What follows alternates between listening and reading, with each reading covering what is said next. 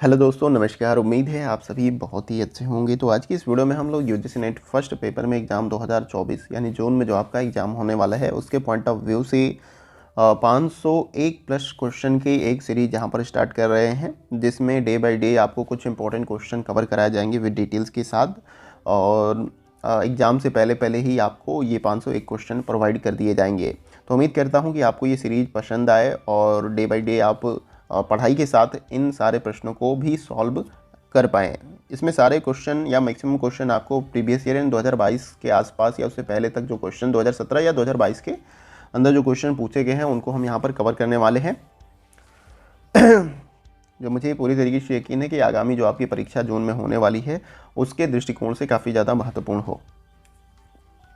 जब डेट आए या फॉर्म स्टार्ट हो तब आपका रिवीजन उस टाइम स्टार्ट होना चाहिए। लेकिन मैक्सिमम छात्रों की गलती कहां पर हो जाती है कि जब फॉर्म का डेट आता है या कुछ अनाउंसमेंट होती है तब वो अपनी तैयारी को धार या तेजी देते हैं, लेकिन वो तेजी अभी से बरकरार रहनी चाहिए ताकि जब ये सारा अनाउंसमेंट हो फॉर्म को लेकर तब वो रिवीजन करे वहां से, तब उनको रिजल्ट की तरफ का रास्ता साफ दिखाई देगा। अन्यथा आप ये सारी डेटें अनाउंस होने के बाद तैयारी शुरू करेंगे तो आपका रास्ता थोड़ा धुंधला दिखेगा, आपके मन में थोड़ा डर होगा कि मेरा रिजल्ट इस बार होगा या नहीं होगा। तो अगर इन सब से आप बचना चाहते हैं तो अपनी तैयारी को पहले से ही अच्छे तरीके से कंप्लीट करते चलिए। सिलेबस आपके पास है, सारा कुछ मटेरियल आपके पास उपलब्ध है, बस आपके अंदर का विश्वास आपको पूरी तरीके से बनाए रखना है कि मैं ये कर सकता हूं, यानी इस बार रिजल्ट आपको देखने को मिल सकता है। तो ज़्यादा बातें नहीं करते हैं, सीधे हम क्वेश्चन पे आते हैं। रिसर्च एप्टीट्यूड से संबंधित कुछ महत्वपूर्ण क्वेश्चन है जिनको हम आज की इस वीडियो में कवर करने वाले हैं। सबसे पहला क्वेश्चन आपके स्क्रीन पे है। देखिए इसमें बोला क्या जा रहा है कि निम्नलिखित कथनों पर यहाँ पर आपको विचार करना है, यानी दो कथन दिए गए हैं। इस प्रकार के प्रश्न हर बारी परीक्षा में आपके पूछे गए हैं। ऐसा नहीं कि रिसर्च एप्टीट्यूड में हर एक यूनिट में जो है आपको इस तरीके के प्रश्न बनाकर एग्जामिनर पूछ लेता है। तो यहाँ पर पहला कथन दिया गया है कि शोध करने का उद्देश्य ज्ञान में मूलभूत योगदान करना है, ये बोला जा रहा है ऐसा स्टेटमेंट। कथन दूसरा दिया गया कि भारत की उच्च शिक्षण संस्थाएं बहुत सारे शोध लेखों के द्वारा ज्ञान के विशाल क्षेत्र में मूलभूत योगदान दे रही हैं, यानी कि भारत की जितने भी हायर एजुकेशन से संबंधित शिक्षण संस्थाएं हैं वो रिसर्च काम कर रही हैं, रिसर्च पेपर लिख रही हैं, जिससे नए ज्ञान या नए तथ्यों का एक विशाल क्षेत्र यहाँ पर तैयार हो रहा है, उसमें कॉन्ट्रीब्यूशन उनका हो रहा है। तो ये बातें बताई जा रही हैं। उपरोक्त कथनों का अवलोकन यानी कि विचार करते हुए आपको सही विकल्प का चुनाव करके यहाँ पर अपने सही उत्तर का चयन करना है। और देखिए मैंने यहाँ पर डेट भी मेंशन कर रखा है। यूजीसी नेट जेआरएफ एग्जाम जो आपका 2021 में और 2022 में ये क्वेश्चन पूछा गया है, यानी दो बार ये प्रश्न आपका ऑलरेडी पूछा जा चुका है, तो काफ़ी ज़्यादा ये इंपॉर्टेंट है। तो देखिए फ्रेंड्स, इस क्वेश्चन का जो हमारा राइट आंसर हो जाए, मैं थोड़ा सा कंटिन्यूअस चलता रहूँगा। आप जैसे ही क्वेश्चन मैंने पढ़ा वीडियो को पॉज कर लीजिएगा और इत्मीनान से विचार करके अपना सही आंसर कमेंट बॉक्स में दीजिएगा।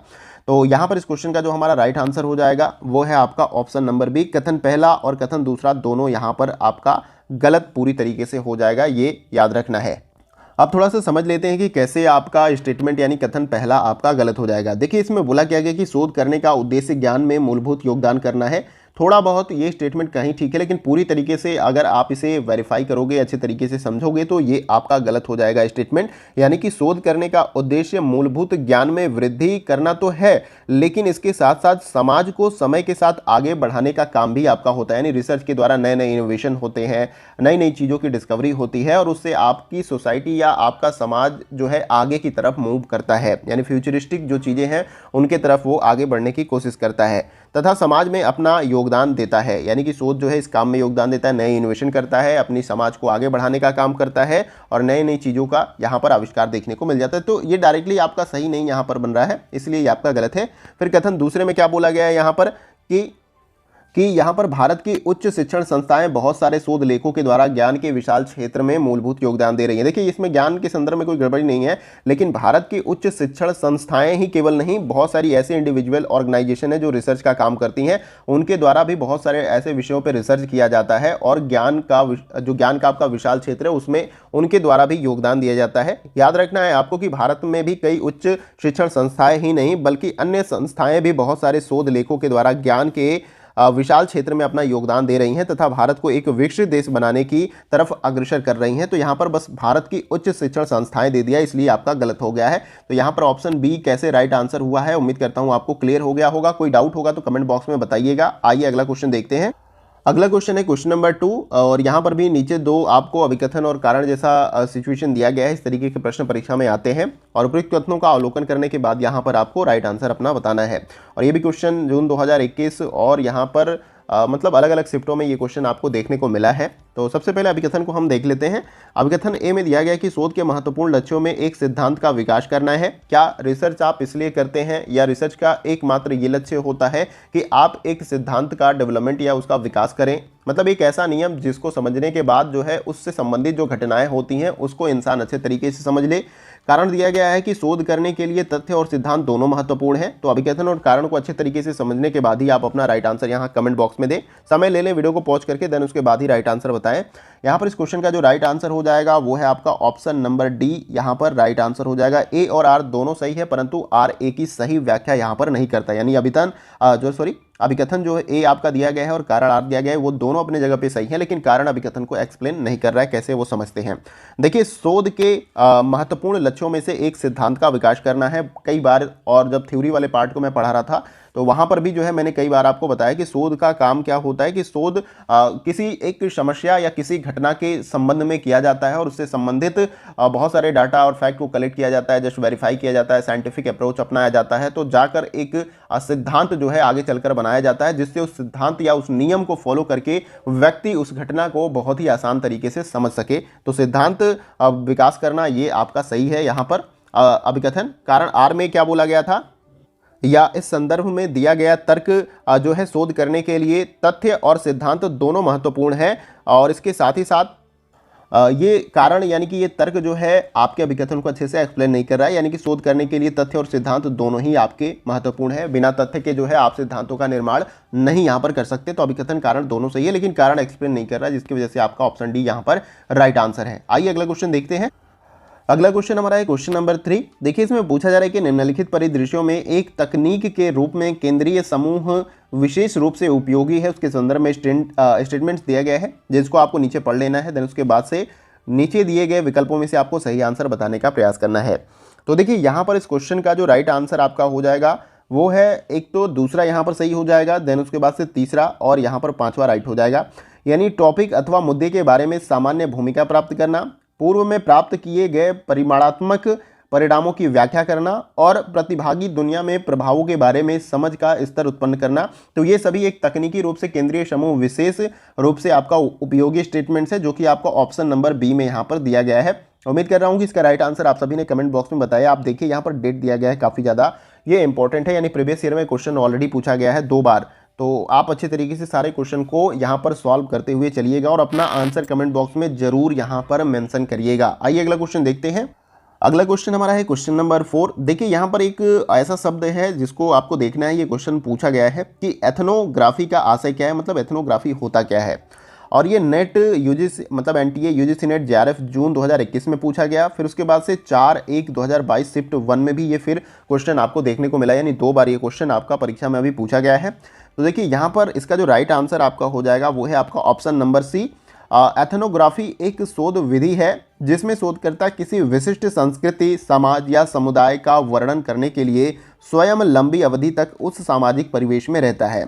यानी ये टर्मोलॉजी एक शोध पद्धति के संदर्भ में बोला गया। एथनोग्राफी ये एक शोध विधि आपकी होती है, ये दिमाग में रखना है। और ये इस विधि का इस्तेमाल किस तरह के शोध में किया जाता है, अगर आप किसी संस्कृति कल्चर के बारे में जानना चाहते हैं, काफ़ी ज़्यादा रिसर्च उस पर करना चाहते हैं, तो उस संस्कृति या समाज के अंदर या उस समुदाय के अंदर आप जाकर स्वयं लंबी अवधि तक रहते हैं, उनको ऑब्जर्व करते हैं, उनसे संबंधित जो भी तथ्य डेटा है कलेक्ट करते हैं। तो इस प्रकार के अगर रिसर्च को आपको करना है तो एथनोग्राफी आप कर सकते हैं, यानी एथनोग्राफी एक प्रकार का रिसर्च मेथड है। उम्मीद करता हूं कि इसका आंसर आप सभी ने कमेंट बॉक्स में दिया होगा। आइए अगला क्वेश्चन देखते हैं।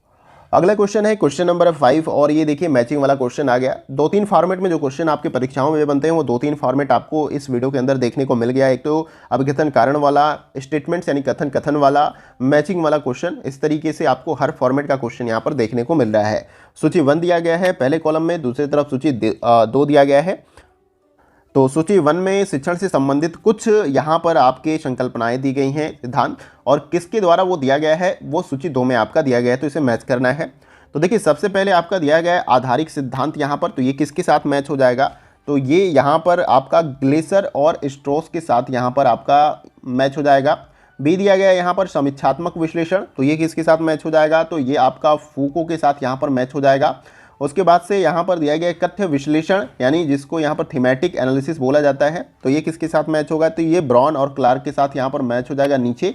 और यहाँ पर जो दिया नृजाति अंतः वस्तु विश्लेषण, तो ये किसके साथ मैच हो जाएगा, ये पहले के साथ, यानी कि एल्थेड के द्वारा ये आपका दिया गया था। तो सिंपली ऐसे ही मैच करना था। तो जैसे हमने मैच किया उसके अकॉर्डिंग हमारा option number D right answer, sorry, तो यहाँ पर ऑप्शन टाइपिंग में थोड़ा सा गलती हो गया, तो फिर से मैं यहाँ पर आपको बना देता हूँ। जैसे डी ऑप्शन यहाँ पर राइट आंसर था इस परीक्षा में जो ऑप्शंस दिए गए थे, यानी कि ए का आपका यहाँ पर तीसरा हो जाएगा, जैसे कि यहाँ पर हमने मैच किया। फिर बी का आपका यहाँ पर दूसरा देखने को मिल जाएगा।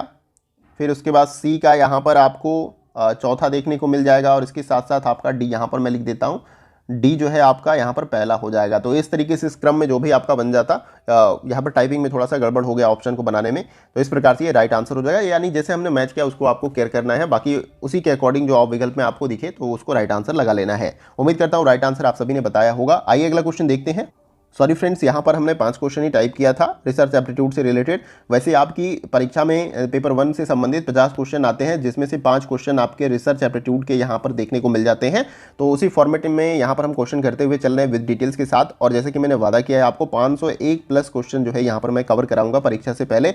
विभिन्न अलग अलग जो आपके यूनिट्स होते हैं, अलग अलग टाइप के जो प्रश्न होते हैं, मैथमेटिक्स, रीजनिंग, और ये भी पोर्शन हम इसमें कवर करने की कोशिश करेंगे। बस आपको सीरीज के साथ बने रहना है और अपनी थ्योरी वाली जो पढ़ाई है उसे करते रहनी है। अभी परीक्षा के फॉर्म का इंतजार नहीं करना है, और इसके साथ ही साथ अभ्यास यानी प्रैक्टिस निरंतर आपको करते रहना है। निश्चित रूप से आपको सफलता मिल जाएगी परीक्षा में इसी बार, अगर इस तरीके से आप फॉलो करके अपनी पढ़ाई कर रहे हैं। वीडियो कैसा लगा कमेंट बॉक्स में लिखकर जरूर बताइएगा। वीडियो कहीं से भी अच्छा लगे तो वीडियो को आप लाइक करके यहाँ पर हमें सपोर्ट करना ना भूलें। इसे शेयर करें उन दोस्तों के साथ जिनको इस तरह की मटेरियल या इस तरीके से क्वेश्चन की रिक्वायरमेंट है। और चैनल पर नए हैं तो सब्सक्राइब कर लीजिए, और उसके बगल में ये जो बेल आइकन का बटन है उसको प्रेस कर लीजिए न्यू वीडियो की नोटिफिकेशन को पाने के लिए। तो हम यहाँ पर आपको निस्वार्थ भाव से जो भी मटेरियल है, जो भी कंटेंट है वो प्रोवाइड करने का प्रयास करते हैं। इस बीच में कंटिन्यूटी तो बहुत कम ही रही है, यानी लगातार रेगुलर बेसिस पे आपको वीडियो मैंने कम ही प्रोवाइड किया है, उसके लिए क्षमा चाहते हैं। लेकिन मैं कोशिश कर रहा हूँ जितना टाइम या जितना समय या जो कुछ भी मैनेज हो पा रहा है उसमें मैं आपको ज़्यादा से ज़्यादा अच्छी चीज़ें, अच्छे क्वेश्चन जो है प्रोवाइड करूँ, ताकि आपको आपकी परीक्षा में ज़्यादा से ज़्यादा हेल्प मिल सके। तो दोस्तों आज की वीडियो में बस इतना ही, फिर मिलते हैं अगली वीडियो में कुछ और इंपॉर्टेंट क्वेश्चन के साथ। तब तक के लिए जय हिंद, जय भारत।